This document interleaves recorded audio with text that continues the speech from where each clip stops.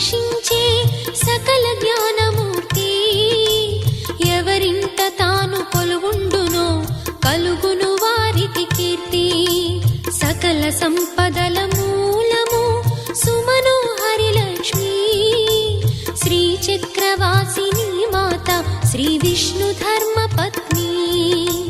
తనని నమ్మిన భక్తులకు దరిద్రమును బాపు.